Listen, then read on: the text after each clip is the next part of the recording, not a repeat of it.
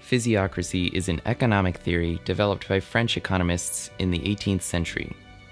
The physiocratic ideology arose in opposition to mercantilist economies. They believed that government policy should not interfere with the operation of economic and natural law. Physiocrats believed land was the source of all wealth, and therefore believed that agriculture and land development was the only source of a nation's wealth. Physiocracy is considered to be the first well-developed theory of economics and became most popular in the second half of the 18th century. The most significant contribution Physiocrats had on economics was their emphasis on productivity being the source of a nation's wealth. This was in direct opposition to mercantilism, which focused on a nation's accumulation of gold as what determined that nation's wealth.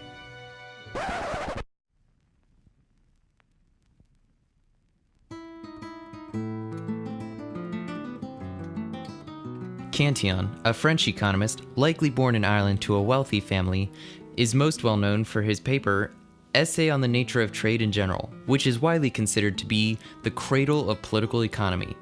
This phrase was coined by Stanley Jevons. While little is known about the life of Richard Cantillon, it is known that he was a successful banker in his early life. This is most likely due to the connections he made in both the political and business fields through his family and an early employer named James Bridges. In the late 1710s and early 1720s, Cantillon helped to build and fund John Law's Mississippi Company, where he acquired most of his wealth. While he became quite wealthy, the venture came at a great cost to his debtors who plotted to sue, indict, and even murder him up until his death in 1734.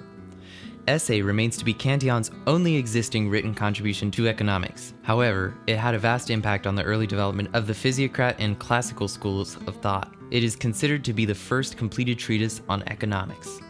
The largest contribution to economics that Cantillon has is the idea of an entrepreneur as a risk bearer. Many attribute the word entrepreneur to Jean-Baptiste Say. However, it was Cantillon who first introduced the term in Essay. While the person of Cantillon is still quite hard to pin down, his contributions to economics are undeniable. His ideas and writing in Essay heavily influenced the works of Adam Smith, Turgot, Jean-Baptiste Say, Bastiat, and François Quesnay. François Quesnay was the leading figure of the Physiocrats. It was actually Quesnay who created the term laissez-faire, which was a policy belief of letting things take their place without the interference of separate institutions. Quesnay did not publish his own work until the age of 60. In 1758, he released his famous work, Tableau économique, which detailed his famous circular flow diagram that explained who in the economy produced and who consumed. He created this work to attempt to explain how a nation grows in wealth. The tableau defined three classes within the diagram: the landowner class, the farmer class, and the sterile class. The sterile class was the class that consumed everything that they produced and left no surplus for the oncoming cycle. Quesnay believed agriculture was the only industry capable of producing a surplus, and it could be used for the upcoming year and was the only industry that could grow an economy. Quesnay viewed industry as sterile.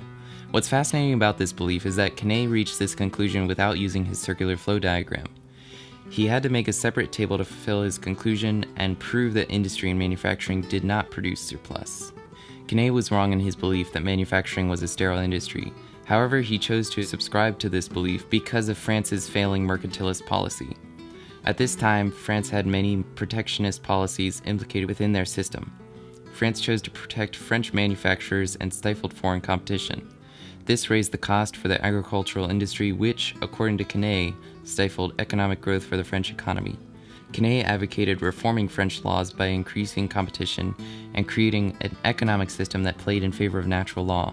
This meant removing all taxes, tolls, and any other regulation that stifled free trade within the economy.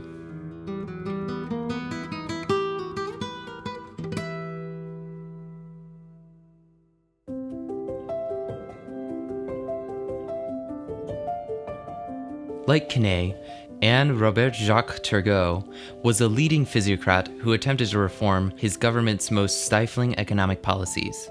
In so doing, just as Quesnay influenced him, Turgot went on to influence Adam Smith.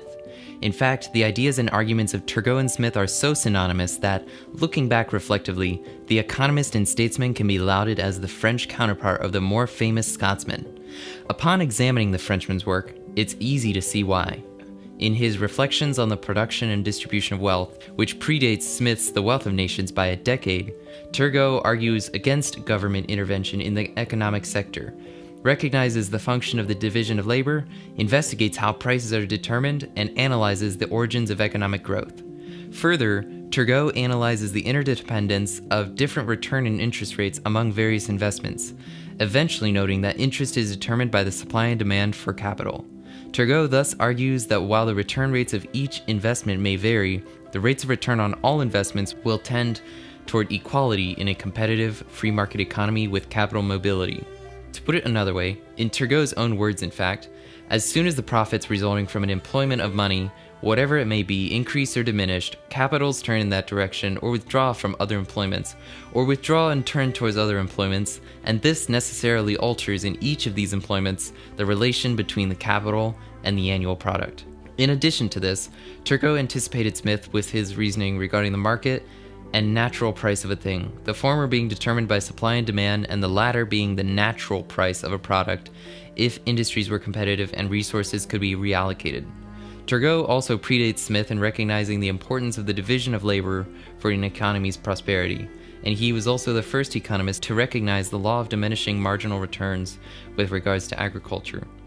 In his 13-year appointment as chief administrator for the Limoges district under Louis XV, and as Minister of Finance, Trade, and Public Works from 1774 to 1776 under Louis XVI, Turgot applied many of his laissez-faire economic beliefs. The economist and statesman abolished all restriction on sales of grain within France, a move that Physiocrats had long advocated for.